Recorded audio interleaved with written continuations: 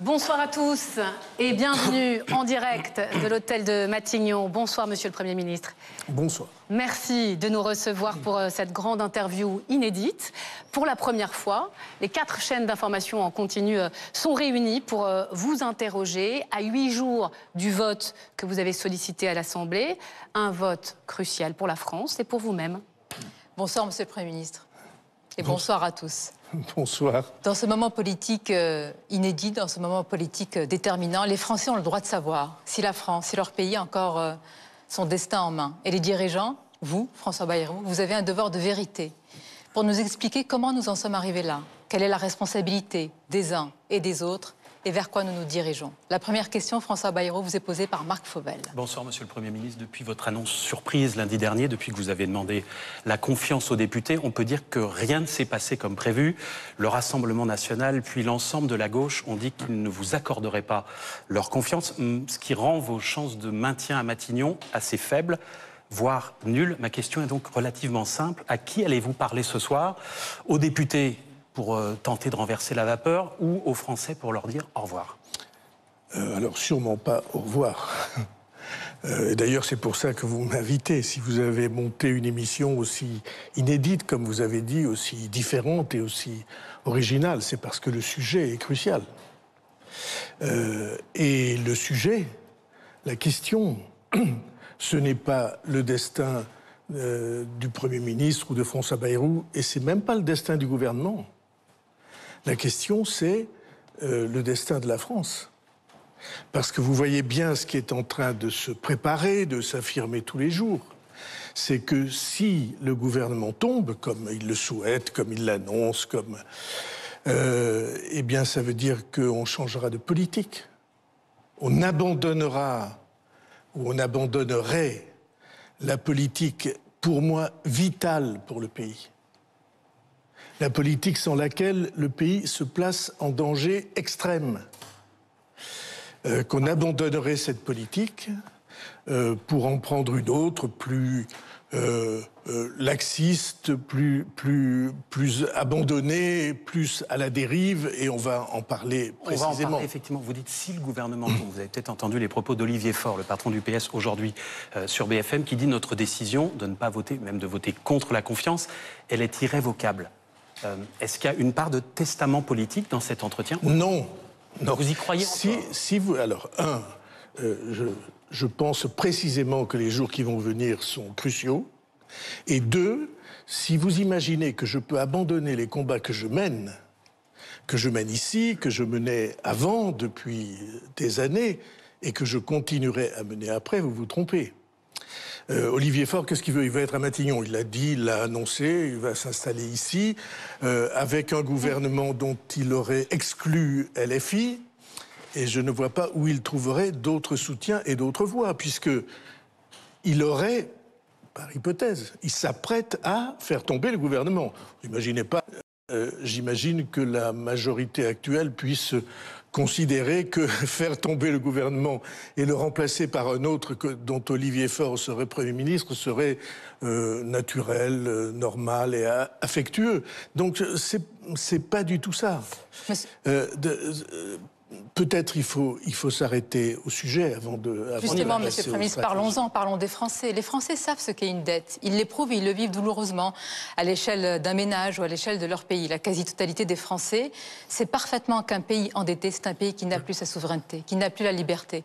Le diagnostic, votre diagnostic, malgré tout, François Bayrou, est largement partagé. Non. La question est la suivante, permettez-moi. La question est la suivante, nous reviendrons sur le diagnostic.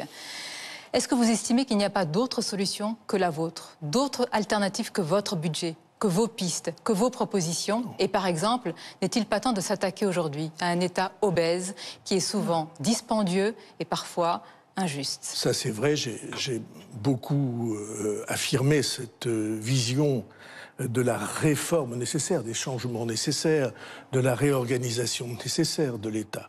Ça c'est vrai.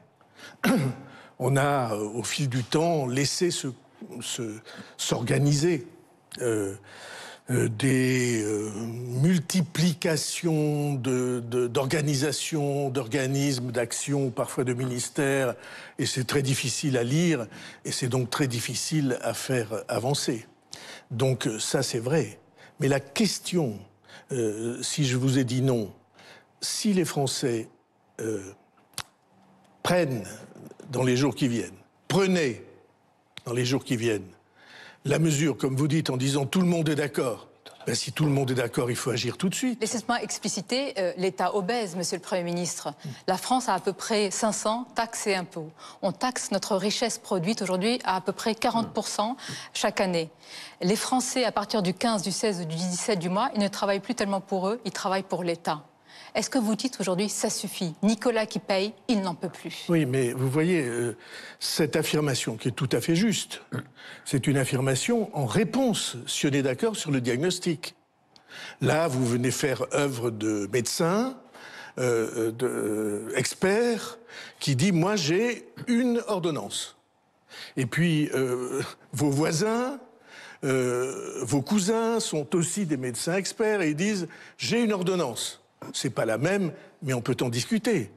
Ce dont on ne peut pas discuter, c'est la gravité du mal et la précision du diagnostic. Et c'est de ce diagnostic, permettez, je vais vous dire un petit mot quand même, parce que autrement on ne sait pas de quoi on parle.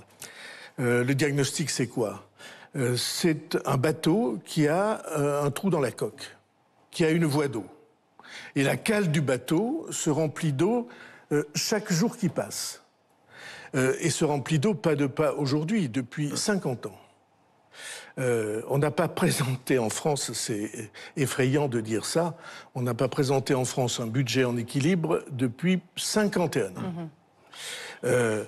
Et donc, budget qui n'est pas en équilibre, ça veut dire déficit tous les ans. Et c'est comme dans un ménage, quand on a un déficit, ben, il faut aller emprunter à la banque pour payer le déficit. Et on en est arrivé à une accumulation, je parle d'eau dans la coque, à une accumulation 3350 milliards d'euros. Je rappelle, milliard, c'est 1000 millions. Hein. 3350 milliards d'euros accumulés.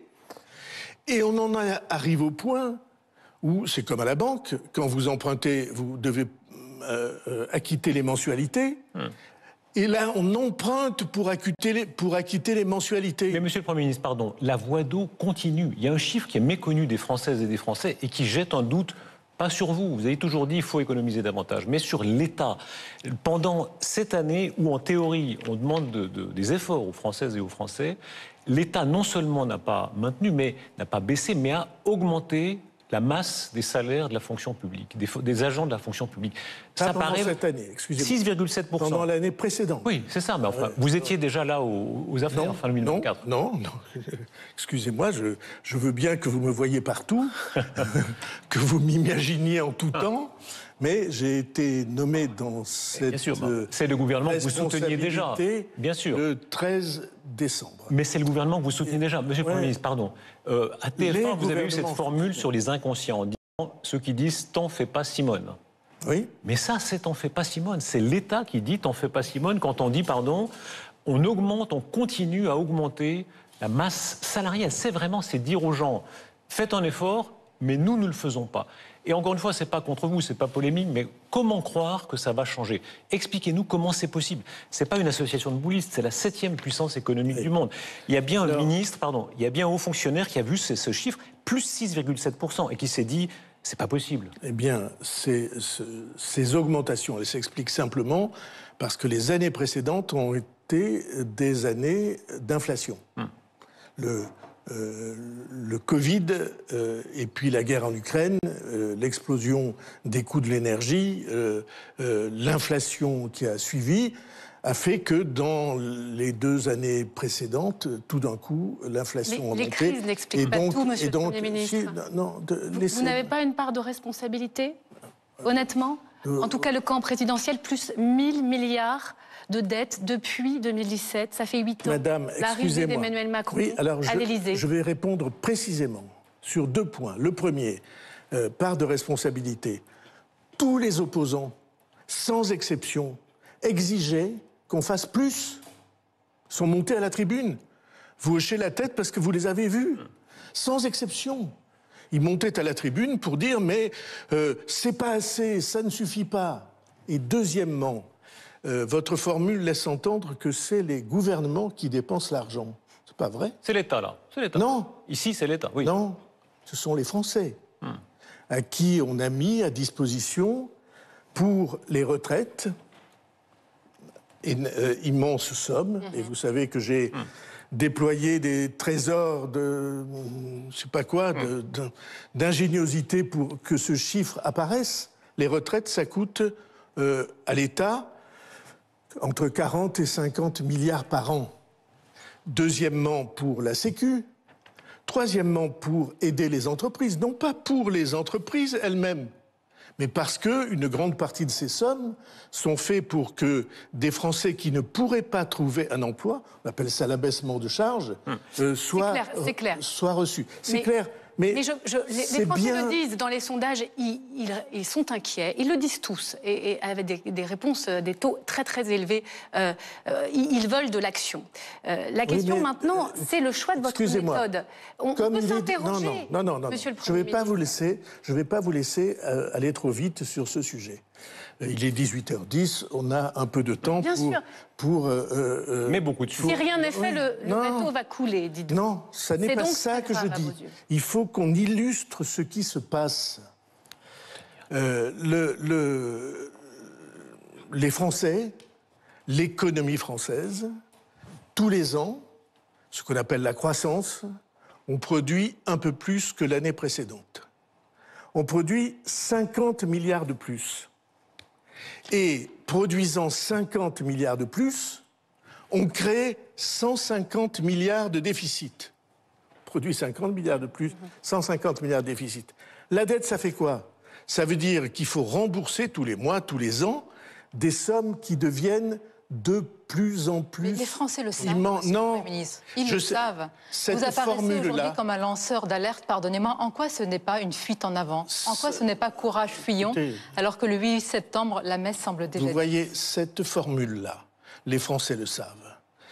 Si les Français le savaient, nous n'en serions pas là. Ah bon? Si les Français le savaient, il y aurait de leur part un mouvement de mobilisation, et de la part des politiques, des députés, un mouvement de mobilisation. Mais ce n'est pas ce qu'ils disent. Le Parti socialiste vient de sortir des propositions hier. Alors parlons-en. Parlons de la négociation, et c'est Marc Fauvel qui poursuit, puisqu'on suit cet ordre, mais parlons exactement de ce qui est possible, ce qui peut être discuté pendant la semaine qui vient avec les partis. Le premier chiffre qu'on a retenu dans votre budget, François Bayrou, ce sont les 44 milliards d'euros d'économies que vous souhaitez en 2026 pour faire baisser un peu notre déficit. Le Parti socialiste, par exemple, qui a présenté hier son contre-budget, dit il n'y a pas d'urgence, on peut peut-être lisser l'effort sur plusieurs années et revenir sous les 3%, les fameux 3%, un peu plus tard. Est-ce que ce chiffre de 44 milliards d'euros, Monsieur le Premier ministre, est tabou, ou est-ce que ça pourrait être un peu moins, 35 ou 30 milliards par exemple? Non, mais il faut expliquer ce qu'est ce chiffre. J'ai entendu un commentateur dans une émission qui disait « Mais on n'a toujours pas compris ce que sont ces 44 milliards. » Alors, on va l'expliquer. Ce qui nous permettra, dans votre plan, de revenir à 3% de déficit en 2029. Je résume. La France s'est engagée, il y a déjà 2 ou 3 ans, au moment des crises que nous avons évoquées. Elle s'est engagée, on avait dit on ne dépassera pas 3% de la richesse produite tous les ans en déficit. Et la France est engagée à ça. Et 3% de cette richesse, ça veut dire qu'on doit revenir en 4 ans. C'est ça notre engagement. 2025, 2026, 2027, jusqu'en 2029. Et en 2029, on atteint ce seuil qui n'est pas du tout un seuil théorique inventé. Et un peu né sur un coin de table par des matchs cette semaine, et aller réinterroger les fonctionnaires de Bercy. Peut-être les fonctionnaires de Bercy ne se rendaient-ils pas compte du travail qu'ils ont fait. François Bayrou. Mais moi, je m'en rends compte. Au-delà des chiffres, est-ce qu'on peut parler... Non. Il y a une question importante que vous évitez depuis le début de cet entretien, c'est celle, pardonnez-moi, j'insiste, c'est celle de la responsabilité. Vous avez parlé des députés.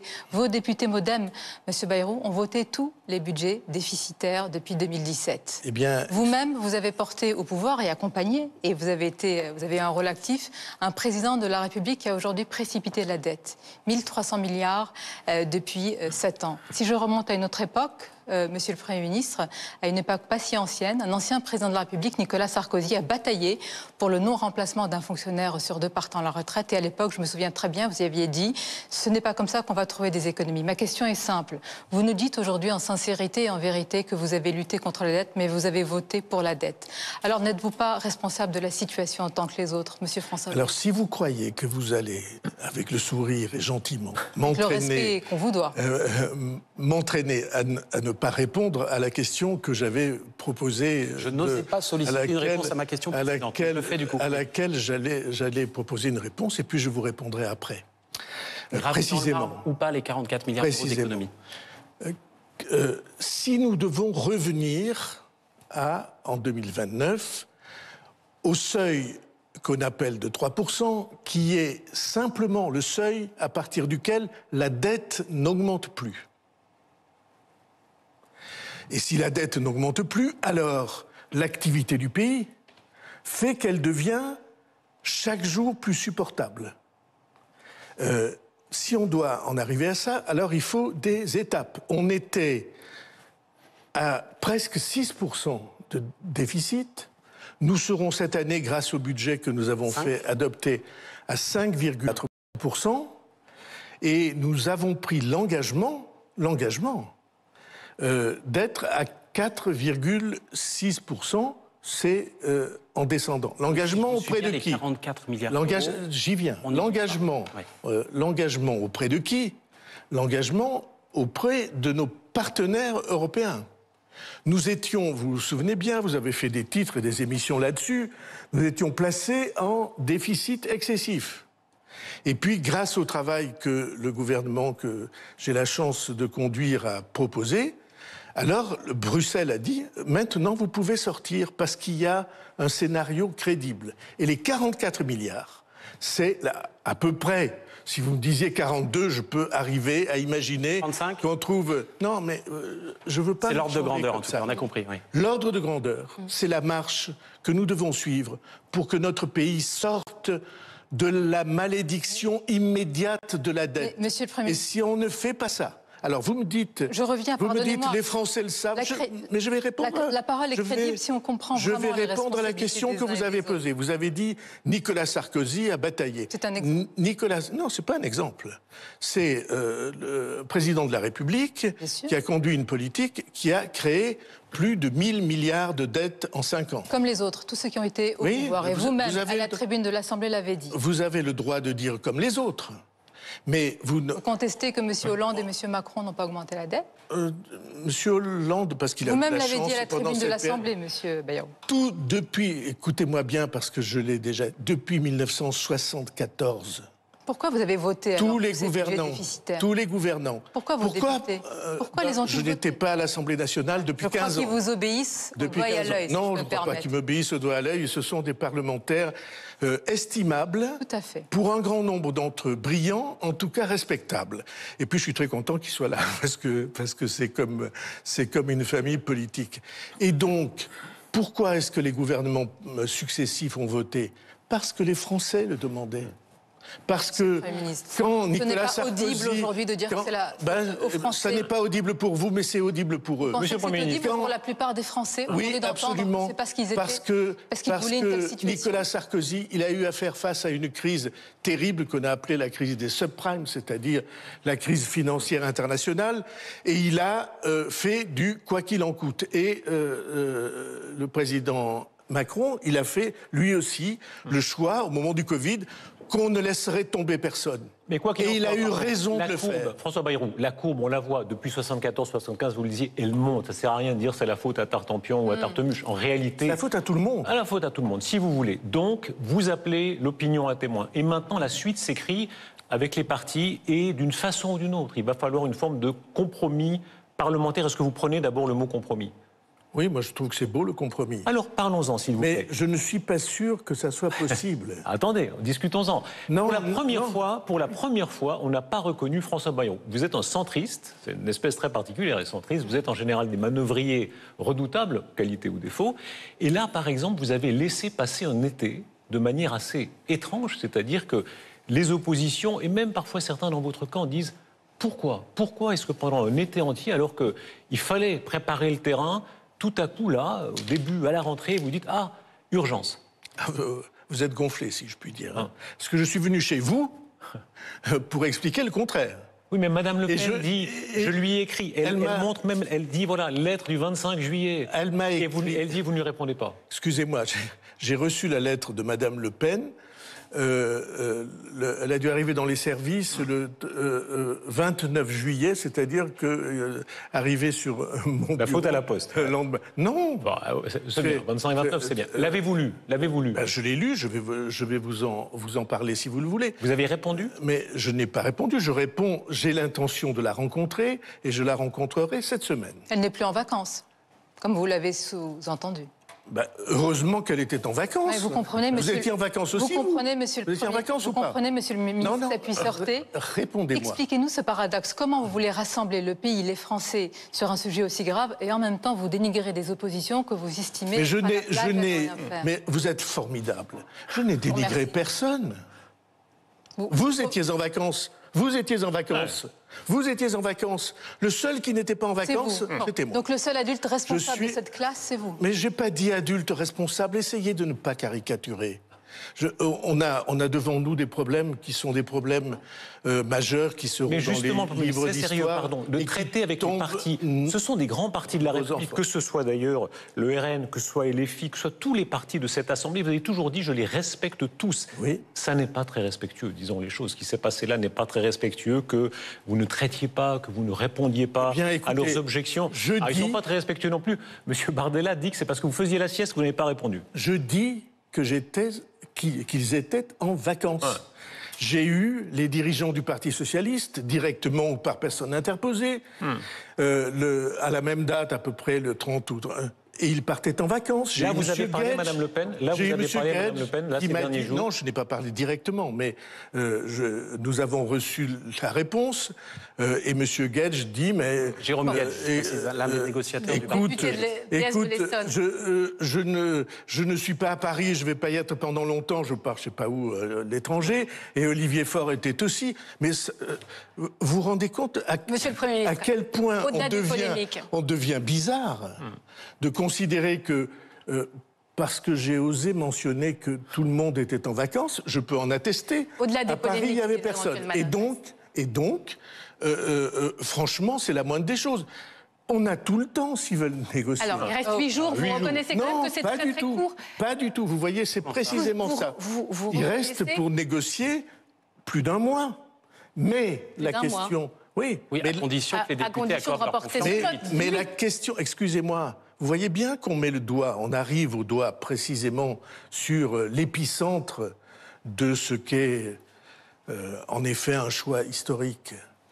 Négocier, ça n'a de sens que si on est d'accord sur le diagnostic. Mais qui ne vous recevez, on est d'accord sur le constat. Vous recevez les chefs de parti, c'est une semaine importante. Vous parlez de négociation. Est-ce que cette semaine qui s'ouvre, ce sera de la négociation ? S'ils le veulent, oui. Alors on y va sur les mesures. Pardonnez-moi, Monsieur le Premier ministre, mais vous allez en discuter de cette copie budgétaire. Sur le fond des mesures, il y a une mesure qui cristallise les oppositions. 80% des Français y sont hostiles. Il s'agit des 2 jours fériés supprimés. Travailler gratuitement 2 jours de plus. Ils trouvent ça injuste. Alors, est-ce que vous pouvez nous dire ce soir que vous êtes prêt à faire un geste ? Mais c'est pas à faire un geste. Bien sûr que je suis prêt, je l'ai dit 10 fois, y compris le 15 juillet. Ça veut dire concrètement attendez, quoi ? Mais je reprends votre formule. Vous dites travailler gratuitement. C'est pas vrai, c'est travailler tous les Français. Les artisans, les commerçants, ceux qui ne sont pas salariés, beaucoup ne sont pas salariés, et beaucoup sont salariés qui ne sont pas salariés au temps passé. c'est travailler parce que notre pays est au risque et qu'on donne, chacun d'entre nous, un peu plus. Mais vous comprenez qu'au moment où le Pourquoi pouvoir j'ai d'achat choisi est un cette mesure? sujet, que vous voulez justement que le travail paie davantage, cette mesure, elle est rejetée, elle est même critiquée dans votre propre camp. On entend des ministres, hein, clairement, qui n'y sont pas favorables. Elle est discutable. Oui. Je vais vous donner les chiffres précis. Elle est tout à fait discutable, cette mesure. Et je vais vous expliquer pourquoi je l'ai choisie. Parce que j'avais envisagé d'autres mesures. J'avais envisagé, par exemple, qu'on passe de 35 heures à 36 heures de travail par semaine. Et puis je ne l'ai pas fait. Pourquoi je n'ai pas fait? D'abord parce que je vois l'ampleur des réactions. Et là, deuxièmement, parce que 35 heures, c'est le seuil à partir se déclenchent les heures supplémentaires.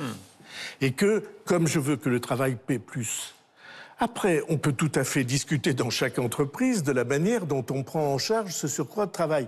Mais ça n'est pas une mesure comme les autres. Sur quoi vous êtes ouvert? Est-ce que vous pourriez renoncer à je vais essayer de vous répondre. Et lesquels? Je vais essayer de vous répondre. Je vous écoute. Vous voyez que vous avez réussi à me faire perdre le fil, mais j'y reviens. Cette mesure, ce n'est pas une mesure comme les autres. Pourquoi? Parce que ce n'est pas des heures de travail en plus.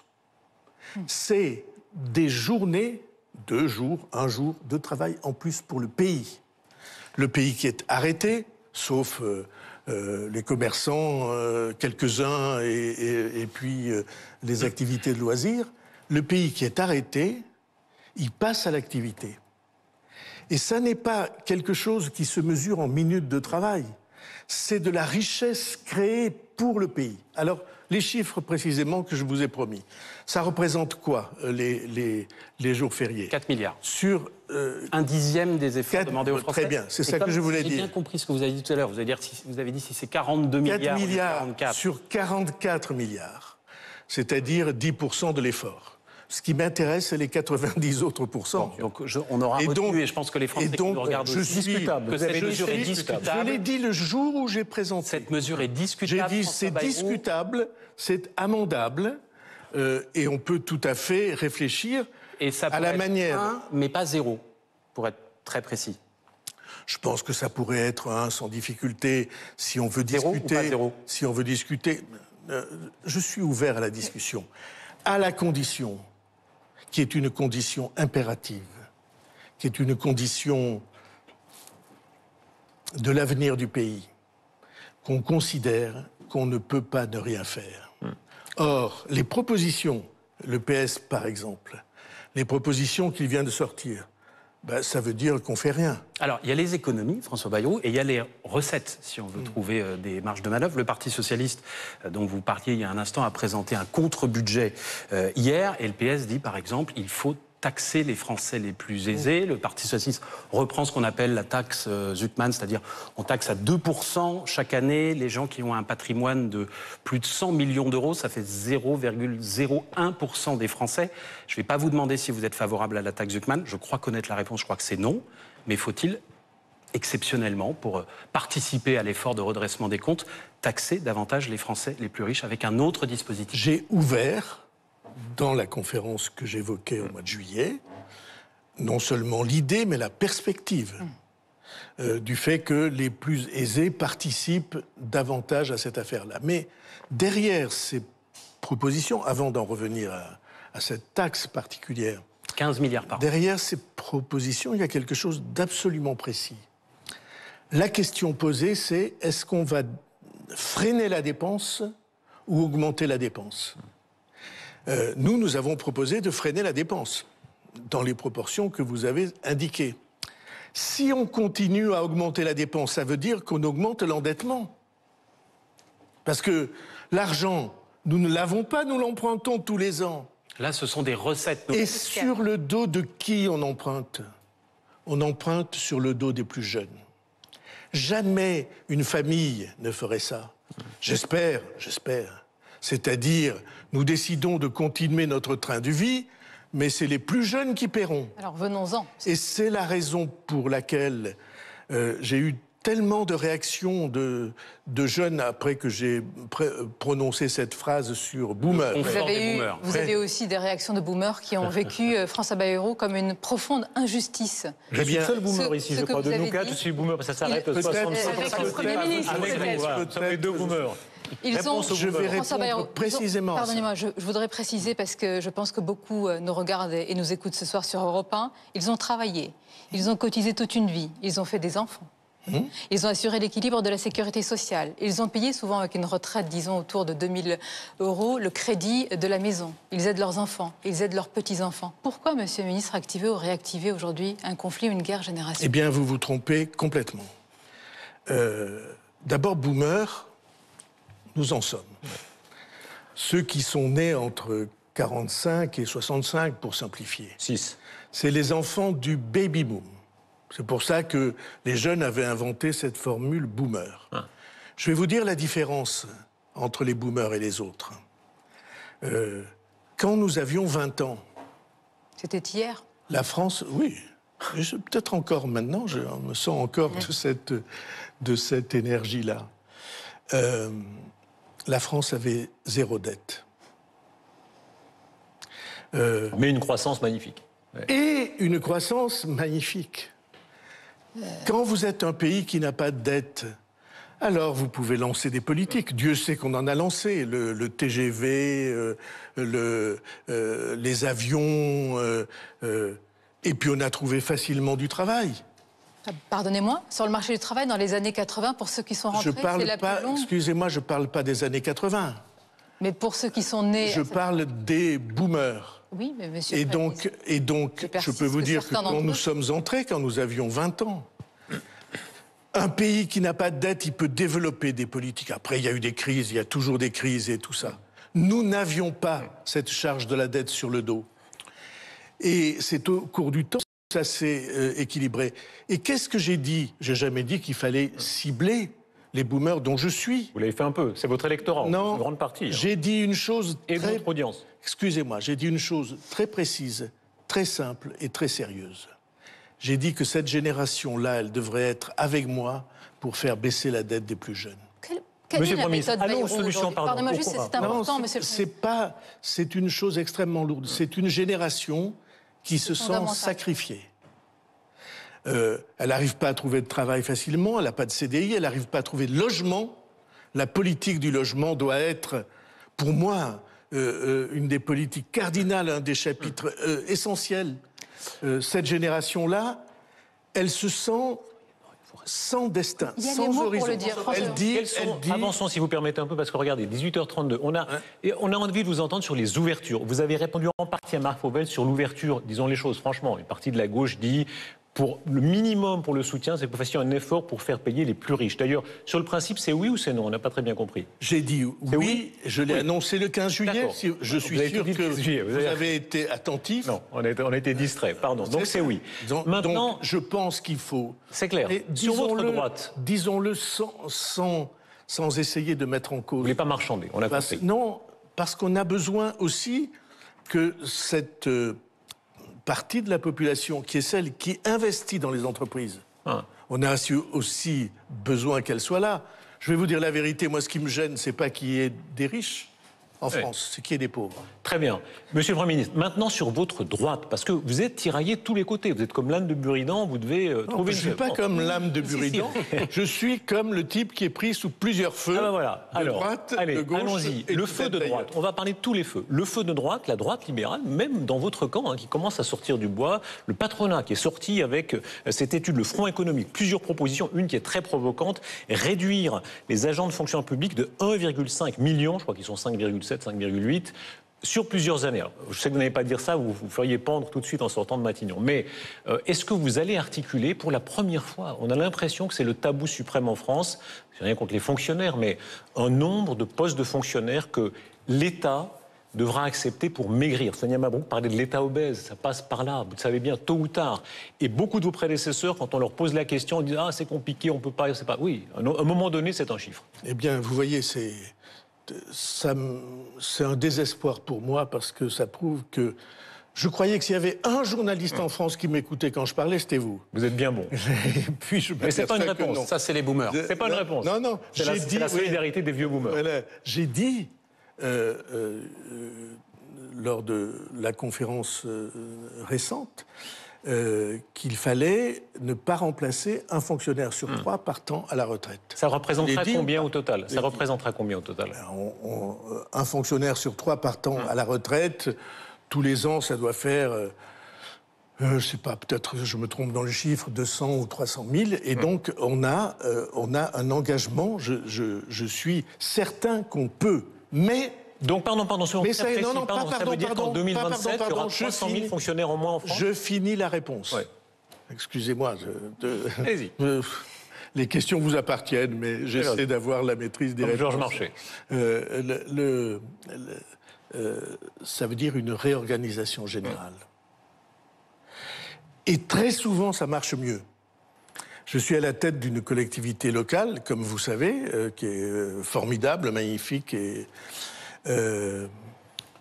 humainement extrêmement riche. Et nous avons, avec l'ensemble des responsables et des salariés et des fonctionnaires et des organisations syndicales, réorganisé. Parce qu'il arrive très souvent, vous avez une équipe de 7, vous réorganisez les choses, vous êtes 6 et ça marche mieux. Pas aussi bien, mieux. Je suis absolument certain, on vient de réorganiser, vous l'avez sans doute vu, l'organisation locale de l'État sur le terrain.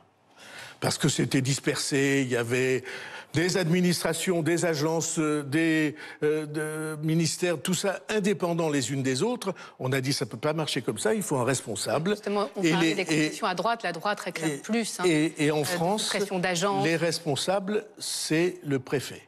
Et donc on a mis la totalité, je dis ça pour ceux qui nous écoutent, la totalité des organismes qui portent l'action de l'État sous l'autorité du préfet, parce que quand vous fermez des classes ou que vous réorganisez la carte scolaire, c'est l'État. Quand vous vous occupez des hôpitaux ou des territoires de santé, c'est l'État.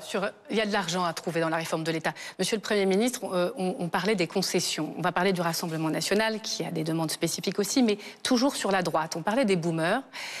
La droite n'est pas d'accord avec les efforts supplémentaires demandés aux retraités. Aucun gouvernement n'a jamais réussi à faire des sacrifices à cette tranche d'âge. Il y a 2 mesures dans votre budget. Il y a l'abattement, la suppression de cet abattement de 10% sur les revenus, sur les pensions, ceux qui payent de l'impôt sur le revenu. Et puis il y a cette année blanche qui va toucher aussi les retraités.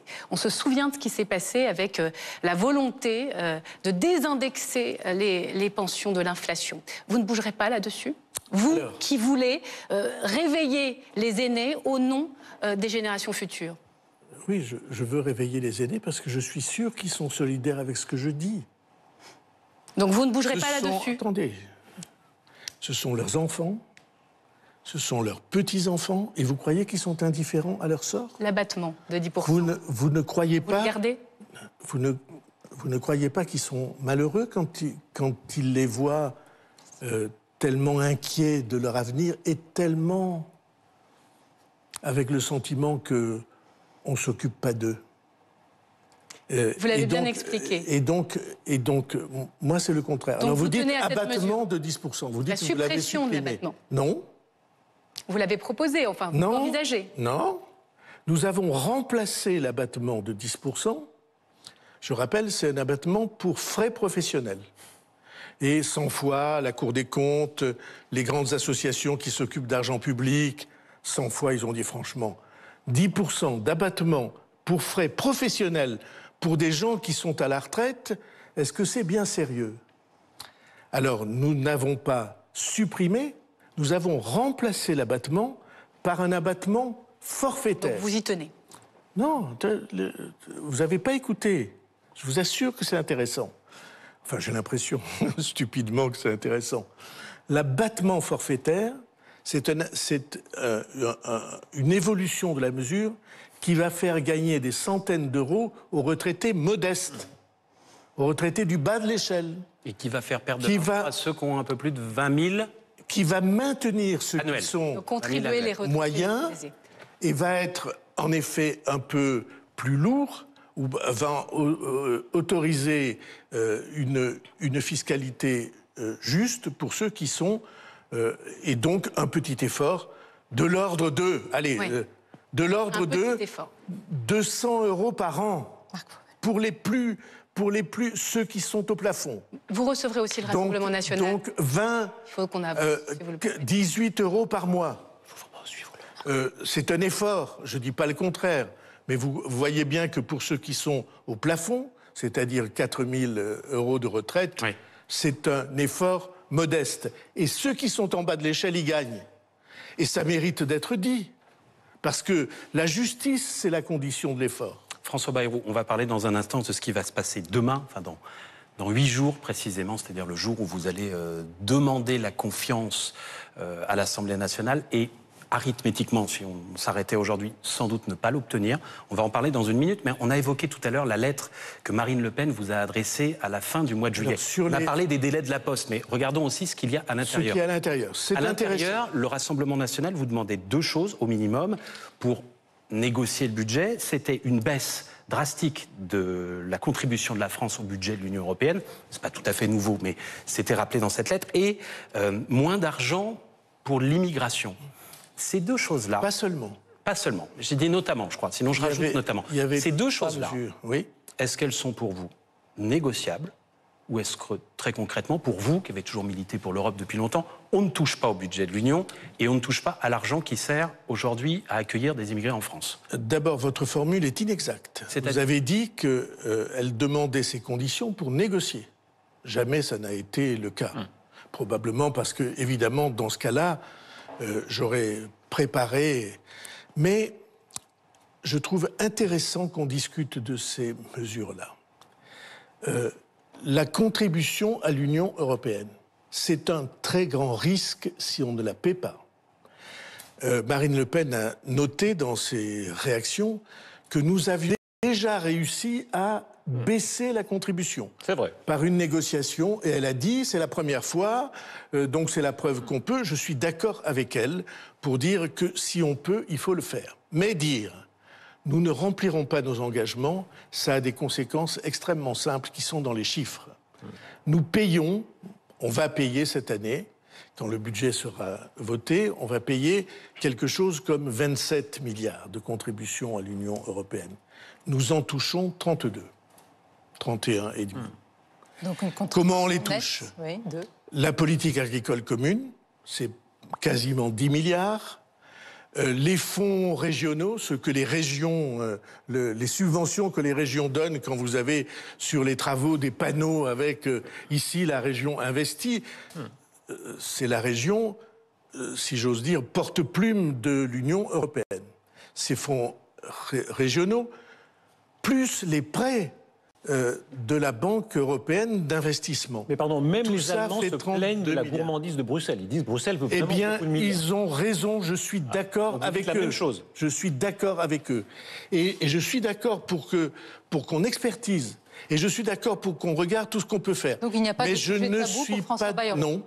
Le coût de l'immigration n'est pas un sujet attendez, tabou. j'y viens. Expertiser, vous dites, on peut expertiser la Je contribution suis européenne, d'accord la pour qu'on revoir. regarde parce que, comment dire, ça n'est pas une approche négligeable et qu'on peut écarter du revers de la main. Sur l'immigration. Et donc sur l'immigration, il y a infiniment moins d'argent que le Rassemblement national ne le dit. On peut préciser de quoi il s'agit quand même, Monsieur le Premier ministre, pour ceux qui nous regardent et nous Précisez. écoutent. C'est l'AME, c'est les allocations et les aides non contributives qui sont versées aux étrangers. Ce sont les associations d'aide aux migrants. Est-ce que vous dites ce soir qu'il n'y a pas de tabou à mettre sur la table ces sujets-là? Alors, je n'aime pas qu'on présente la situation du pays comme étant la conséquence de la présence des immigrés. Qui le fait? Moi, j'ai pris les chiffres de Beaucoup. l'Observatoire de l'immigration. Ça coûte 3,4 points de PIB. Oui, mais je ne suis pas sûr que l'Observatoire de l'immigration n'ait pas une... Je suis Dites-nous quel est votre d'accord. organisme de référence. Je suis d'accord pour qu'on regarde. Je suis d'accord s'il y a pour des étrangers des avantages, comme le dit le Rassemblement national, que les Français dont les Français ne profiteraient pas. Ça ne serait pas juste, et je suis d'accord pour qu'on les regarde. Mais je ne suis pas d'accord pour qu'on fasse de l'immigration la cause de la situation du pays. Parce que quand le pays va bien, alors l'immigration, c'est une machine à intégrer, et ça marche mieux. Ou à assimiler. Et je vais vous dire, je suis absolument persuadé qu'il faut que notre politique de l'immigration évolue.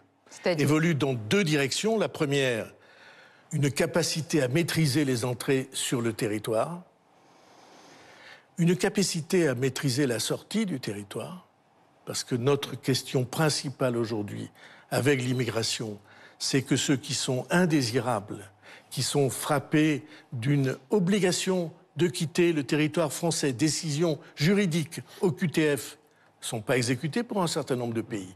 Monsieur le Premier ministre, pardonnez-moi, on a l'impression que sur ces sujets-là, on est sur du verglas. Qu'est-ce que nous maîtrisons encore? Est-ce que le pouvoir a vraiment le pouvoir sur ces sujets-là? Quand on voit le nombre d'entrées, malgré les déclarations du ministre de l'Intérieur, est-ce que très sincèrement, ce soir, les yeux dans les yeux, vous pouvez dire aux Français que leur pays a encore son destin entre les mains? Je le dis avec d'autant plus de certitude que nous avons fait obtenir des décisions européennes qui permettent pour la première fois de mieux maîtriser les flux, et ça se voit dans les chiffres.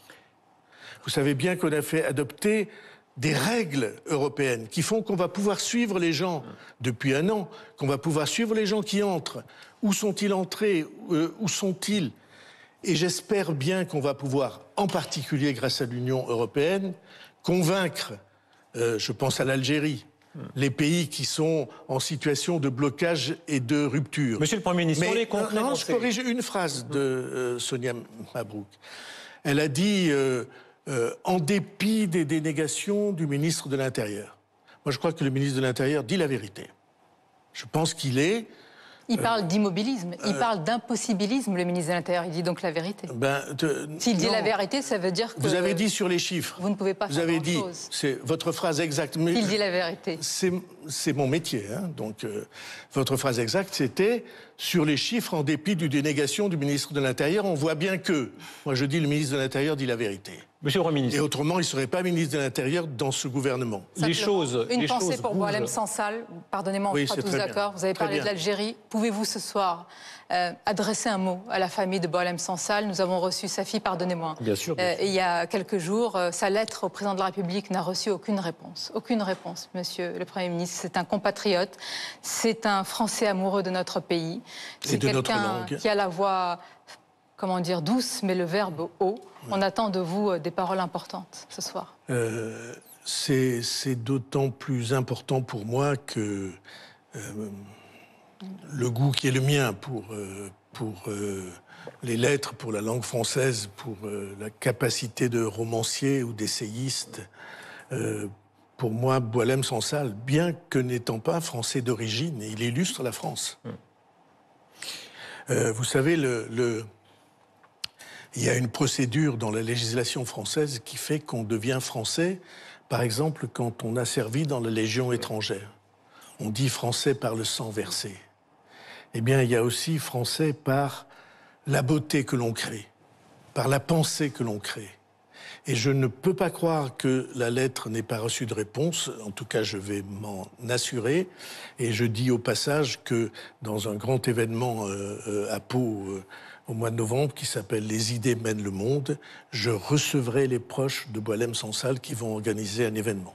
Les choses bougent dans le domaine que vous venez d'évoquer, qui est l'immigration. En Europe, même des gouvernements sociodémocrates veulent qu'il y ait une politique plus restrictive. On voit l'Allemagne, on voit la Pologne qui rétablit, et de façon assez durable maintenant, le contrôle aux frontières et qui le développe. Est-ce que ça fait partie des possibilités pour vous?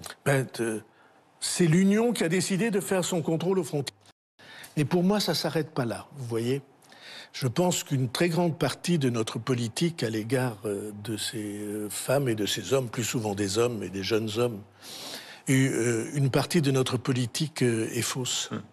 Mais sur les contrôles, parce que là, Schengen et Dublin est tout à fait respecté, pour être un peu précis. Je vous assure, sur les contrôles, je suis d'accord pour que, dans le cadre de l'Union européenne, et s'il le faut, on l'a fait plusieurs fois dans le cadre des frontières françaises, on déploie ce qu'il convient comme contrôle. Mais ce n'est pas ce que je voulais aborder comme sujet. Je pense que la situation de ces femmes et de ces hommes elle devrait permettre que soient précisées les conditions d'intégration, pas seulement les conditions de rejet. Et les conditions d'intégration, pour quelqu'un qui est depuis longtemps sur le territoire français, qui est inexpulsable, vous savez que quand vous êtes une jeune femme et que vous avez eu des enfants dans notre pays, on ne peut pas vous expulser en raison des enfants. Je pense qu'il faudrait qu'on ait les idées claires sur ce sujet. C'est-à-dire, la vraie voie d'intégration, c'est pas de vous maintenir dans des logements qu'on paie les yeux de la tête, qui coûtent à l'État 15 000 euros par an par personne, dans des logements qu'on appelle d'urgence et qui sont plus d'urgence, parce qu'on ne peut pas accueillir, par exemple, des femmes avec enfants, parce que on y entre, mais on n'en sort jamais. La vraie voie d'intégration, c'est le travail. 2, c'est la langue. Et 3, c'est l'acceptation de nos principes de vie en commun et de nos coutumes. Et vous êtes inquiet sur ce dernier point ? Je suis inquiet sur tous ces points.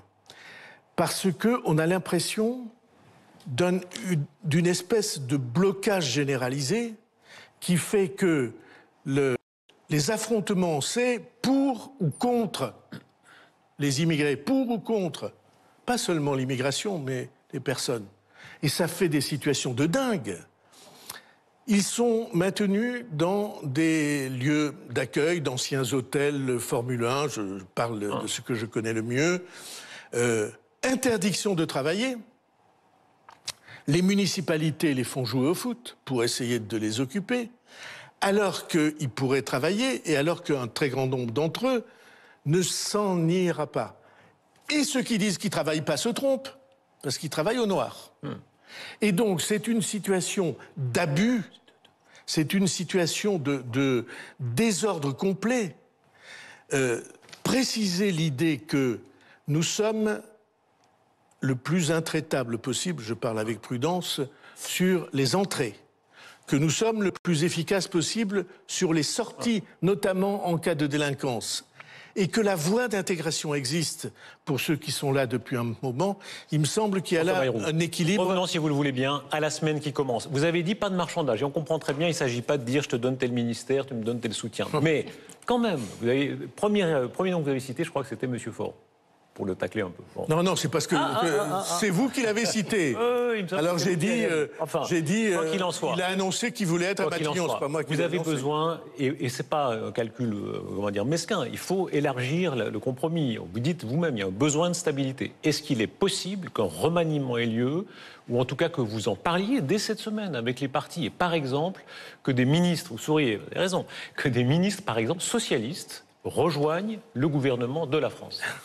Vous êtes un humoriste dans votre genre. Hein. Vous voyez. Le Parti socialiste dit nous voulons abattre ce gouvernement. Et pour l'instant, on dit ça avant une négociation, vous savez comme moi. Après, mais un ministère de profil, c'est autre chose. Si la piste que vous ouvrez est réelle... Sur un programme, bien sûr. Il ne s'agit pas de dire je te donne Bercy, etc. Mais excusez-moi de dire, les propositions du Parti socialiste, ce sont les plus éloignées de toutes celles qui ont été faites sur le champ politique. Pourquoi ? Parce que ce que propose le Parti socialiste, c'est pas de freiner la dépense, c'est de laisser repartir la dépense et de le faire en créant, selon mes comptes, 32 milliards d'euros d'impôts, principalement sur les entreprises. Il n'y a rien à négocier avec le Parti socialiste. Je ne dis pas qu'il n'y ait rien à négocier, je ne connais pas leurs arrière-pensées. Je vois... Vous les présumez, non, bien sûr. Vous êtes plus savant que moi. En ce domaine, je suis sûr que non. Ou plus intuitif que moi. Je connais des dirigeants socialistes qui me disent ils sont devenus fous. Pardon, mais vous dites... Je connais des dirigeants socialistes qui disent il faut un compromis. C'est plus éloigné de ce que je présente aujourd'hui, plus encore que le RN ou la France insoumise. Non, je n'ai pas dit que c'est le plus éloigné de tout ce qu'on entend. Je suis persuadé... ou bien qu'ils n'ont pas très bien réfléchi à la manière, ou bien que, dans leur fond intérieur, ils pensent que ce n'est pas possible. Je prends un exemple que vous avez abordé, la taxe Zuckman, qu'on appelle taxe Zuckman. 2% sur les patrimoines de plus de 100 millions. Taxe par an. Par an. Je l'ai dit tout à l'heure, je ne le répète pas. La taxe Zuckman, elle est inconstitutionnelle. C'est une folie d'après vous ? C'est honnêtement une menace sur les investissements en France. Parce que, qu'est-ce qu'ils vont faire? Ils vont partir. Comme au Royaume-Uni, ça a été le cas, il y a une politique qui a conduit à... Au Royaume-Uni, Oui. Vous prenez cet exemple? c'était pas la taxe Zuckman au Royaume-Uni. C'était moins grave que ça, si j'ose dire. C'était taxer les étrangers. Créer sur les étrangers. Monsieur le Premier ministre, Gabriel Zuckman, l'économiste, n'est pas sur ce plateau, mais il vous répondrait sur l'exil fiscal qu'il y a un dispositif dans cette taxe. C'est exactement ce que font les États-Unis, l'extraterritorialisation de l'impôt. Vous le payez même si vous êtes à l'étranger, même si vous avez quitté la France. Eh bien, c'est que vous n'avez pas regardé. C'est la taxe, Zuckman. Que si vous avez regardé, vous n'avez pas vu les mêmes choses que les miennes. Il se trouve, donc ils disent... Ah, mais il n'y a pas de risque que les gens partent parce qu'on ira les choper, pardon, du caractère un peu familier de l'expression, où qu'ils soient. Il se trouve que notre pays, depuis 50 ans, a conclu 126 conventions fiscales avec 126 pays étrangers. Et l'article 1er de ces conventions fiscales, c'est... Si vous changez de pays, c'est le pays qui vous accueille qui prélève les impôts.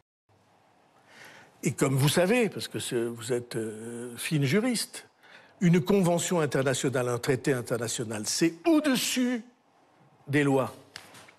Et donc il faudrait changer, faire des référendums.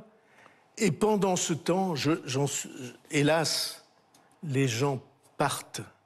Parce que désormais, il y a une espèce de... comment on dit, de nomadisme fiscal qui fait que les redevables vont s'installer là où l'Italie est aujourd'hui en train de faire une politique... Vous êtes extrêmement sceptique sur ce que proposent les socialistes. Est en train de faire une politique de dumping fiscal. Ça veut dire ce soir, après avoir regardé de près leurs contre-projets, vous ne leur tendez plus la main? Je tends la main à tout le monde. Parce que vous... Pardon de... Y compris aux socialistes, pardon de revenir à la première phrase de notre entretien. La question, c'est est-ce qu'on est d'accord sur le diagnostic ou pas? Si on n'est pas d'accord sur le diagnostic, aucune politique ne marchera. Si on n'est pas d'accord sur... Si on n'a pas un accord minimal sur la gravité et l'urgence de la situation... Ils vous répondent, mettons-nous d'accord sur les solutions pour parvenir à trouver des économies. Ils vous répondent que vous avez inversé les choses. D'abord la négociation, ensuite le vote. Et ils vous répondent aussi qu'avec ce vote de confiance que vous sollicitez, eh bien vous rajoutez de la crise à la crise. Qu'est-ce que vous leur répondez? Parce que vous pensez que la crise, elle vient parce que je demande la confiance ou parce qu'on me la refuse? Peut-être que vous la précipitez, Monsieur le Premier ministre. Hein? Ni l'un... Peut-être les deux. Ni l'un. L'autre, oui, mais pas l'un. Le pays est depuis des années plongé dans une espèce de perpétuelle embuscade des uns contre les autres. Et pardon de dire la formule que vous avez utilisée, c'est une formule, je suis sûr que vous allez vous-même accepter cette vision, une formule complètement à l'envers. Quand vous avez un patient, que vous êtes médecin, vous dites pas, on va d'abord s'entendre sur les médicaments, on verra après quel est le diagnostic. Vous savez bien que c'est pas ça. Mais la procédure que vous avez choisie, non. l'article 49.1 vous êtes d'accord avec ma formule de la Constitution, totalement. Le diagnostic, voilà, la prescription bien. Ensuite. Très bien. Mais le diagnostic d'abord, l'accord minimal d'abord. Autrement, je vous dis le fond de ce que je pense. J'ai vu depuis des mois le pays avec des formulations sympathiques de gens qui disent « on est tous d'accord sur ça ». On n'est pas d'accord du tout. Un très grand nombre de ceux que nous évoquons, leur vision, c'est que c'est pas grave. Mais qui sont ces pardonnez-moi, Monsieur Bayrou, qui sont ces personnes qui pensent aujourd'hui qu'un pays surendetté est un pays souverain? Faut être aveugle. Qui sont ces personnes-là? Je suis vraiment content de vous entendre dire ça. Mais qui sont-ils? Vous êtes deux journalistes éminents, et si vous lisez...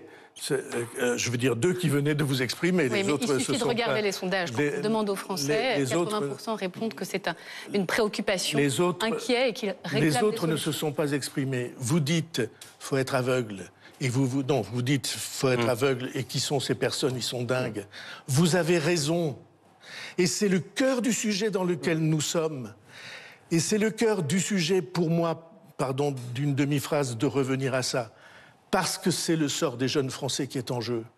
C'est eux qui sont surchargés dans leur sac à dos, avec de la fonte, des haltères, Monsieur le Premier ministre, pardon. qui les empêchent d'avancer. Ce n'est pas les journalistes qui sont éminents, ce sont les Français. Ils sont adultes, ils voient bien les choses. Un point, et je passe tout de suite la parole à Marc Fauvel pour respecter notre tour, mais vous avez eu ce mot très surprenant, vous avez dit « Attention, la dette de la France est possédée en partie importante par des étrangers ». 60%. C'est très intéressant parce que longtemps on a dit ça c'est un propos complotiste, on exagère, c'est pas dangereux, etc. Et là on a le Premier ministre de la France qui dit attention, c'est dangereux. En quoi c'est dangereux? Expliquez-nous, parce que ça a fait lever l'oreille de beaucoup de monde. C'est extrêmement simple, c'est la gravité de la situation que je décrivais. On a laissé s'accumuler la dette. Et donc, la charge de la dette et les annuités qu'on doit payer tous les ans ou tous les mois, si c'était des mensualités, il faut la prélever sur le travail des Français. Et je vous ai dit les chiffres. 50 milliards nouveaux créés, sur lesquels, cette année, on pique 10 milliards, l'an prochain, 10 de plus, 20 milliards. L'étranger, l'année qu'est-ce que ça après, change? Soit des 10 de étrangers plus, qui tiennent la 30 France. milliards. Eh bien, ça n'est pas de l'argent qui va venir irriguer le pays, c'est de l'argent qui est, comment dire, Détourné. dirigé. Non, je ne veux pas dire détourné, ça serait pas normal. Dirigé vers des intervenants qui sont des intervenants étrangers, des acteurs économiques, qui sont des acteurs économiques étrangers. C'est pas comme... Vous êtes très avertis, donc vous savez ce que je vais dire. Au Japon, la dette, elle est beaucoup plus importante que la nôtre en pourcentage du PIB, mais cette dette est détenue à 99% par les Japonais. Premier ministre, la France a de la liquidité. Vous êtes en train de nous dire qu'on pourrait être demain sous tutelle ? Je ne dis pas ça. Il y a eu un débat au sein de votre gouvernement. Oui. Montchalin, la ministre des Comptes publics, avait dit il y a quelques mois on pourrait se retrouver sous tutelle. Éric Lombard, son patron, son supérieur hiérarchique à Bercy, a dit absolument pas cette semaine. Y a-t-il, oui ou non, si votre gouvernement est renversé, un risque financier de krach ou de mise sous tutelle de la France? Et est-il accentué par ce qui va se passer juste après le 8, le 10, l'appel à bloquer le pays? Je vois des tas de gens qui disent qu'il n'y a pas de risque. Il y en a ou pas? Mais j'ai envie de leur dire, excuse-moi Jeannot, va voir en Espagne. Après Simone, Jeannot. Ben, faut bien qu'on essaie d'expliquer les choses comme dans la vie. Le type, il dit, il n'y a pas de risque. Je dis, c'est pas loin l'Espagne. Passe la frontière. C'est pas loin le Portugal. Passe la frontière. Je dis même pas d'aller en Grèce. C'est pas loin la Suède, Mais il y a quelques années. le risque, à quelle C'est échéance? pas loin le Il est Canada. imminent ou il est sur le long terme? Le risque, il est imminent dès l'instant que nous prendrons la décision de ne rien faire. Mais quel est le risque, François Bayrou? Ah ben, le risque, c'est extrêmement simple. C'est sur une dégradation de la note, sur l'épargne des l'explosion Français. des taux d'intérêt, 2, la dégradation de la note, et 3, un jour, les prêteurs vous disent on prête plus. Alors on croit que c'est théorique. En Grande-Bretagne, le Royaume-Uni, très grand pays européen, membre du Conseil de sécurité des Nations Unies, il y a 2 ans et demi, un gouvernement conservateur, c'est-à-dire plutôt du côté de la finance, de la city, comme on dit, un gouvernement conservateur mené par un leader énergique et qui avait une idée précise de ce qu'elle voulait faire, et en général, plutôt en phase, en 42 jours, en 6 semaines, jour pour jour, elle a été obligée de démissionner et de s'en aller parce que les prêteurs ont dit on prête plus. Monsieur le Premier ministre, c'est ce qui rend peut-être votre décision incompréhensible pour certains Français. Et ce soir, c'est peut-être le moment de la clarification, qui n'est jamais venue véritablement politiquement, ni à l'Assemblée, mais peut-être qu'elle viendra de votre part. La situation est donc grave.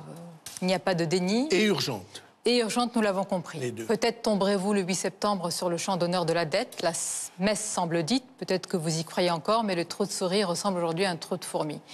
La question que je voulais poser tout à l'heure, vous n'avez pas répondu, monsieur le Premier ministre. En quoi ce n'est pas une fuite en avant? Beaucoup de gens reconnaissent que vous êtes un lanceur d'alerte, même si parfois, peut-être, je l'ai dit tout à l'heure, vous avez acquiescé certains budgets. Pourquoi prenez-vous le risque de partir de manière certaine le 8 septembre? Parce que si je n'ai pas l'assentiment minimal des Français et de ceux qui les représentent, il n'y a aucune politique courageuse possible. Vous êtes obligés de battre en retraite sur chacune des mesures. On l'a vu dans les gouvernements précédents. Et puis au bout du compte, vous vous trouvez censuré. Et il y a pire pour moi. S'il n'y a pas cet accord, pire alors, à titre personnel et de mon histoire personnelle, s'il n'y a pas cet accord minimal, cette entente sur le diagnostic, alors la situation est présentée comme étant le pouvoir contre les Français, le haut contre le bas. Et toute ma vie, je me suis battu pour que, au contraire, le bas soit reconnu, les Français de la base soient reconnus et respectés. Je ne veux pas conduire une politique contre eux. Mais on vous écoute depuis Français veulent revenir aux urnes. On a le sentiment que vous avez presque intégré le fait qu'il n'y aura pas d'accord. Et certains vous soupçonnent même d'avoir en quelque sorte appuyé sur le bouton en réclamant ce vote de confiance, en sachant qu'il n'y aurait pas de majorité, de prendre les Français témoins comme vous le faites ce soir sur ce plateau en disant il faut réformer ce pays et je n'y arrive pas. Projet du Parti socialiste. C'est pas que je n'y arrive pas. Tout ça pour être un jour une sorte de recours. Pouvez-vous répondre à cette question par la réponse la plus simple possible en disant si je quitte Matignon, ce n'est pas pour briguer par exemple l'Élysée en 2027. Non, donc ce que je fais aujourd'hui, c'est pour la France et rien que pour la France. Vous êtes extrêmement sympathique. Quand on dit ça en début de réponse, généralement. Oui. Mais je n'ai aucune envie d'entrer dans les hypothèses dans lesquelles vous voulez qu'on entre. Alors je vais expliquer le trou de souris. Mais pardon, non, il est noble, ce que vient de dire... Non, on y revient après. Bon. Moi, je vais expliquer le trou de fourmi. Ça lèverait ce scénario. Oui. Le trou de fourmi. Je suis absolument persuadé que ça peut bouger. Comment ?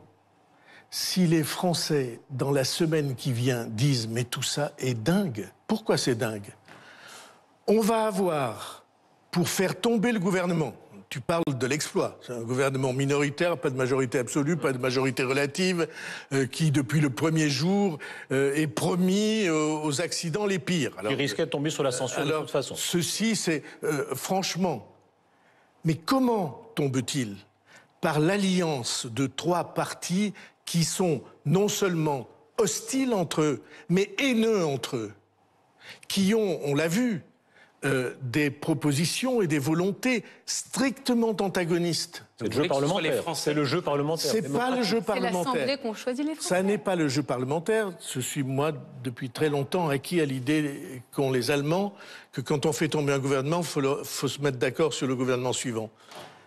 C'est terriblement dangereux, la période dans laquelle on va entrer. Est-ce que le roi est nu, monsieur le Premier ministre ? C'est très... C'est pas de roi. C'est quand même on parle de peuple. C'est le voyez peuple ma référence, français, vous qui aimez l'histoire. c'est le peuple français qui est en danger. Parce que si on entre, comme ça risque beaucoup d'être le cas, dans une période de désordre, de chaos, que certains cherchent... Qui Bon, vous savez bien. Non. Ou certains... La situation est assez grave pour que vous les nommiez, monsieur le Premier ministre. Eh bien, il y a des forces politiques en France qui veulent le chaos. Lesquelles ? Et qui pensent que c'est sur le chaos qu'on construit la révolution. Et qui ne s'en cachent pas. Jean-Luc Mélenchon a dit 10 fois que le chemin, c'était de tout conflictualiser, a-t-il dit. C'est-à-dire de transformer toute tension en affrontement, tout affrontement en guerre civile, et qu'après, il n'y a plus que... François Bayrou, c'est facile d'attaquer les oppositions. Dans votre propre camp, Édouard Philippe, qui est censé vous soutenir, en tout cas dans votre logique, qui vous pousse dans l'escalier, qui dit la dissolution est inéluctable. Eh bien, je ne crois pas ça, la dissolution. Qu'est-ce que vous lui répondez ? La dissolution, on l'a vécue. Hein ? On ne peut pas dire... le président de la République dit ça chaque fois qu'on en parle. On ne peut pas dire que la dissolution ait été une clarification magnifique. Hein ? Et comme on n'a pas changé le mode de scrutin, je suis persuadé qu'il faut le faire. Et j'ai un projet prêt qui peut être présenté, avec à la fois les avantages du scrutin de circonscription et les avantages du scrutin proportionnel, comme nos voisins allemands l'ont. Tant qu'on ne change pas le mode de scrutin, vous avez beau dissoudre, vous allez retrouver exactement les mêmes divisions. les mêmes difficultés, les mêmes forces, les mêmes désordres, la même incapacité d'action. Pourquoi l'histoire va se répéter forcément? Le Front républicain va se répéter forcément? Non, je ne crois pas. Je pense que le Front républicain deviendrait impossible. Mais je pense que si vous imaginez que la progression de l'extrême droite vers une majorité relative, parce que je ne pense pas qu'il puisse en être autrement, ferait avancer les choses, je ne le crois pas. Précisez cela, s'il vous plaît. C'est très important ce que vous venez de lâcher, parce que ça a été une circonstance déterminante, qu'on soit pour ou contre le barrage anti-RN. Ça a été une circonstance déterminante. Pourquoi dites-vous, cette fois-ci, il n'aurait pas lieu? Parce que vous voyez bien la tension entre les forces qui présentaient le front dit républicain. Cette tension, elle est extrême. Je disais qu'ils se haïssent. Cette semaine. Donc le RN progresserait, mécaniquement. Je ne remonte pas dans le temps. Cette semaine, aux universités d'été de LFI, ce qui était chanté par toute la foule en chœur, c'était « Tout le monde déteste le PS ».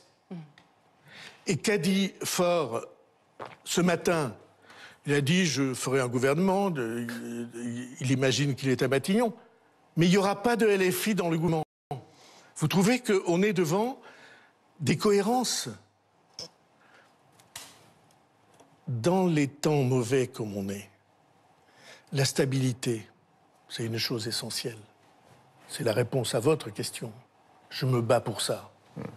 La stabilité, c'est une chose essentielle.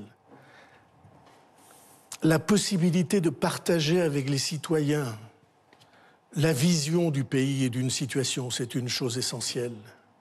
La capacité à rassembler des forces, même différentes. Vous savez ce que pensent beaucoup de Français là, qui nous écoutent, mais pourquoi vous ne vous entendez pas? Ils sont plus près de penser comme vous que comme moi, qu'il y a un diagnostic partagé. Moi, le problème, je crois, c'est qu'il n'y a pas de diagnostic partagé. Mais vous avez donné des gages ce soir, François Bayrou. Il est important de les résumer. Je n'ai pas donné de gages, j'ai dit la vérité de ce que je pense. Sur la réforme de l'État, vous pouvez avancer. Sur certaines propositions ou dispositions énoncées et résumées par le Rassemblement national, la porte n'est pas fermée. Ce sont quand même des mesures, des annonces qui sont assez importantes pour la semaine qui s'ouvre. Ni pour la question, ni pour le PS, un certain nombre de questions d'organisation et un certain nombre de questions qui touchent même à la fiscalité. La porte n'est pas fermée. Sur les hauts revenus. Sur les hauts revenus, peut-être sur d'autres organisations pour le patrimoine aussi. Mais penser qu'on va résoudre les problèmes du pays avec 31 milliards d'impôts supplémentaires qui portent sur les entreprises, pour moi... Mais monsieur le Premier ministre, quitte à y aller avec panache, vous dites, OK, vous ouvrez les portes à tout le monde. On sent bien que vous avancez un peu masqué, parce que si vous étiez trop d'un côté, comme vous le dites, vous êtes sous le feu de l'autre. Voilà.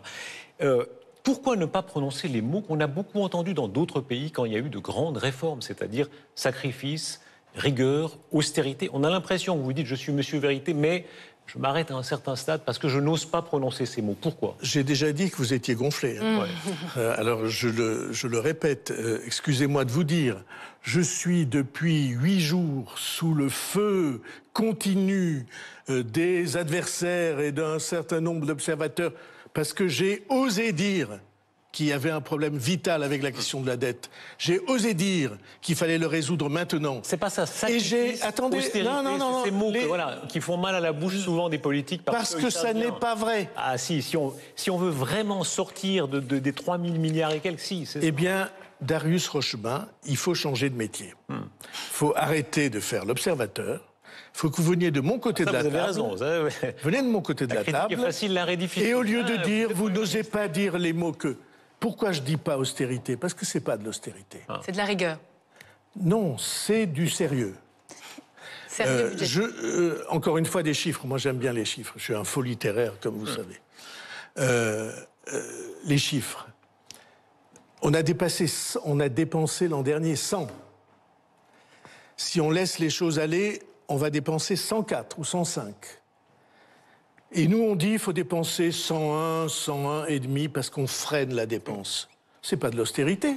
Mais vous savez bien que ça n'est qu'un début. François Bayrou, j'interviewais le chancelier d'Allemagne hier, il me disait, il avait cette formule terriblement cruelle, nous 40 milliards, c'est pas beaucoup d'argent pour nous. Eux vont investir 500 milliards parce qu'ils ont été vertueux pendant des années et des années. Donc, même vos 44 milliards, en réalité, ça n'est qu'un début. Et vous le savez très bien. Ça n'est qu'un début parce qu'il faudra l'an prochain faire des efforts du même ordre. Mais si nous avons réorganisé le pays, si nous avons trouvé une efficacité plus grande, si nous avons libéré des énergies, comme on a l'habitude de le dire, alors à ce moment-là, l'activité du pays va répondre. Donc vous allez vous battre jusqu'au bout, François Bayrou. On va essayer d'imaginer le jour d'après, si vous êtes renversé. C'est pour l'heure le scénario qui semble écrit ce soir. Vous n'obtenez pas la confiance, vous présentez votre démission au président de la République, vous refuserez s'il vous renommait? D'abord, si vous voulez examiner le jour d'après... Dans cette hypothèse. S'il vous plaît, commencez par examiner le jour d'après si on gagne. Parce que, à mes yeux, le jour d'après, si on gagne, l'horizon s'ouvre. On aurait franchi un obstacle considérable. Et tout d'un coup, des gens diraient, mais ce pays qu'on croyait complètement déchiré, en fait, parce qu'il y a eu une prise de risque, et pour moi, la mission des politiques, on soupçonne toujours de vouloir se mettre à l'abri, éviter les obstacles, conserver leur rang et leurs privilèges. On aura montré là qu'on est capable de prendre des risques. Et les gens diraient, grâce à cet épisode, alors peut-être les choses peuvent changer. Et donc, comment faire? Comment faire? Eh bien, tous ceux qui nous écoutent là, ils ont des réseaux, les jeunes, beaucoup dont c'est la vie qui est en jeu, et qui sont à qui on demande de se laisser surcharger encore de choses. Mais vous l'avez expliqué longuement. Et donc voilà, François Bayrou. pour vous moi, pas à l'hypothèse, mais je vais répondre à votre question, vous inquiétez pas. Première hypothèse, c'est que oui, en effet, on passe l'obstacle et ça change tout dans la conception même de la vie publique en France. Et si ça passe pas, ben la Constitution, elle est simple. Le Premier ministre remet sa démission au président de la République. Il peut être renommé dans la foulée. Ça dépend. Est-ce que vous accepteriez ou pas? Ça dépend du président de la République. Oui. Et je pense que le président de la République, il ne fait pas des choses sans y réfléchir et sans penser aux conséquences. Quand vous êtes renversé, excusez-moi de le dire, vous êtes renversé. C'est fini. Dans ces cas-là. Non, c'est pas fini. Non. Il peut y avoir commence le militantisme, commence la bagarre. La question n'était pas est-ce qu'il y a une vie après Matignon. Il peut y avoir deux vies à Matignon. Commence la rencontre avec les Français. J'ai pas été Premier ministre toute ma vie. J'ai passé un certain nombre d'années respectables à ne pas être en situation de responsabilité. Mais pardon, je veux dire, est-ce qu'il y a des solutions, avant d'en arriver là, il y a votre sort, parlons des Français, parce que cela fait parce que c'est ça qui 18 heures, et je sais que cela vous tient à cœur, nous parlons d'un sujet majeur qui est celui de la dette. Peut-être qu'à l'issue de cet entretien et d'autres que vous donnez, eh bien, cette prise de conscience sera salutaire. Il y a d'autres sujets, Monsieur le Premier ministre, et vous les connaissez très bien. Vous avez parlé d'un pays déchiré, déchiré sur l'insécurité, déchiré sur la montée de la délinquance, déchiré aussi après marqué par des actes antisémites intolérables, inacceptables. La France ne serait pas la France sans les Juifs. Sauf que cette phrase, le président de la République ne l'a pas prononcée. Vous parlez, Monsieur le Premier ministre, on vous entend beaucoup. On n'entend pas le président de la République. Il est muet, il ne parle pas. Il est enfermé à l'Élysée sur des sujets majeurs, dont la dette et dont les autres.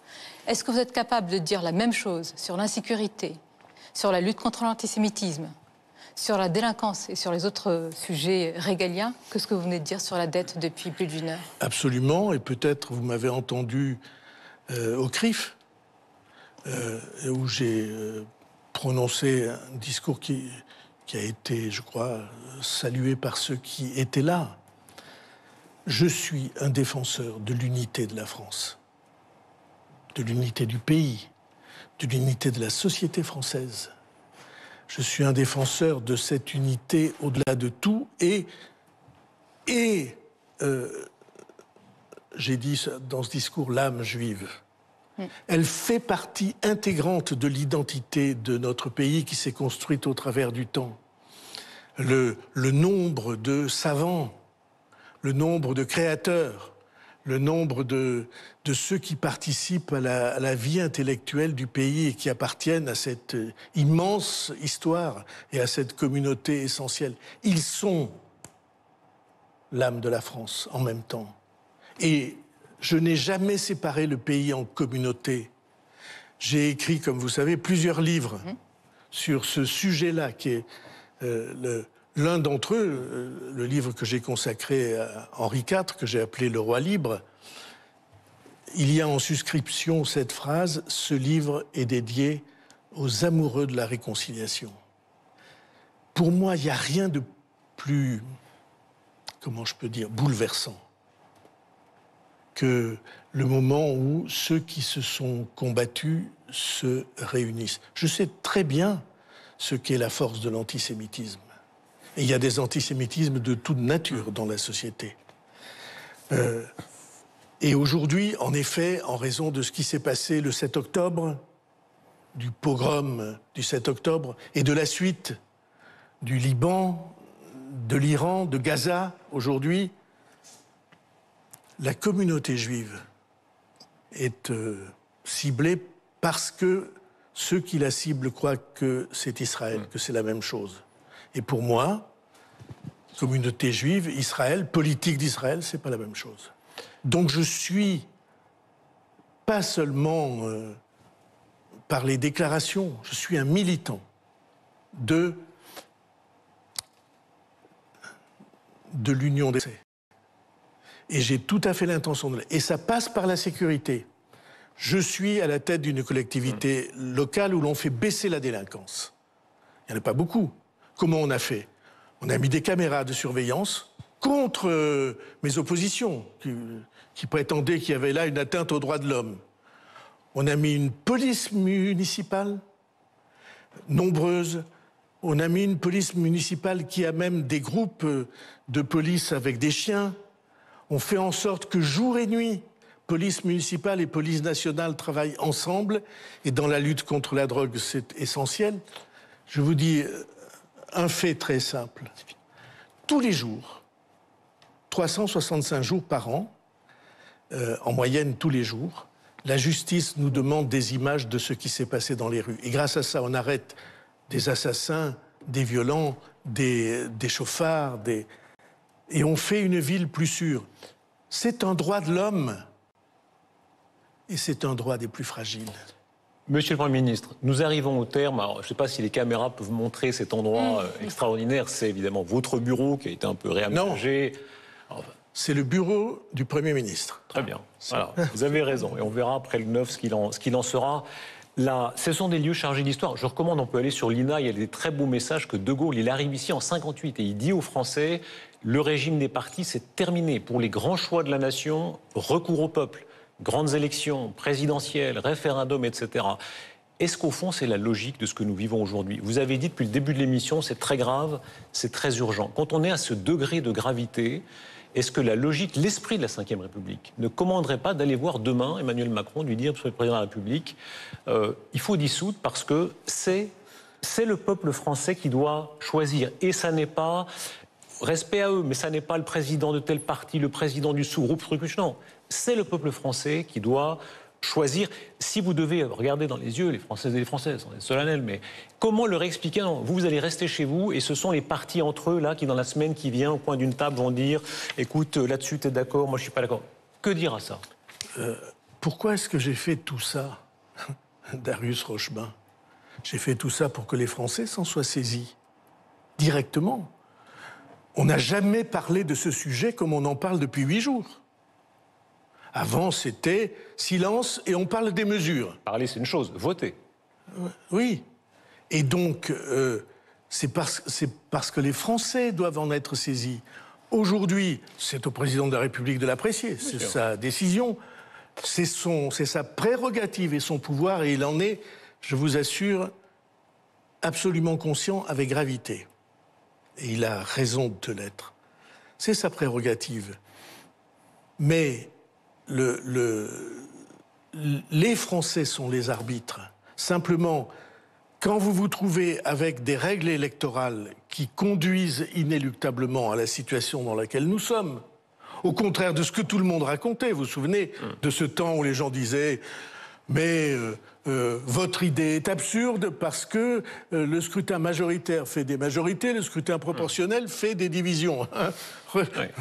C'est pire. Jojo, regarde. Très jaloux, Jojo. Regarde la situation comme elle est. Et donc, oui, je pense que si on était raisonnable, on changerait la règle électorale, parce que changer la règle électorale, comme vous en êtes un spécialiste en Suisse, changer la règle électorale, avoir la proportionnelle partout, ça veut dire des ententes entre les formations politiques. Et aujourd'hui, en France, avec le mode de scrutin impitoyable que nous avons, avec la guillotine du scrutin majoritaire, il faut être pour ou contre, alors les gens choisissent d'être contre, parce que la prochaine élection arrive. Merci beaucoup. Comment est-ce qu'on dit bonne chance en béarnais, par les béarnais? Oui. Comment est-ce qu'on dit? Un petit peu. Quelqu'un continue à le combattre. Ah bah, alors continuons à le combattre. C'est clair pour tous les Français. Merci, Monsieur le Premier ministre. Merci au nom des 4 chaînes que nous représentons ici, avec Europe 1 qui nous diffusait. Merci à toutes celles et à tous ceux qui ont piloté cette émission. Et merci évidemment à vous qui nous suivez ce soir. Excellente soirée à toutes et à tous.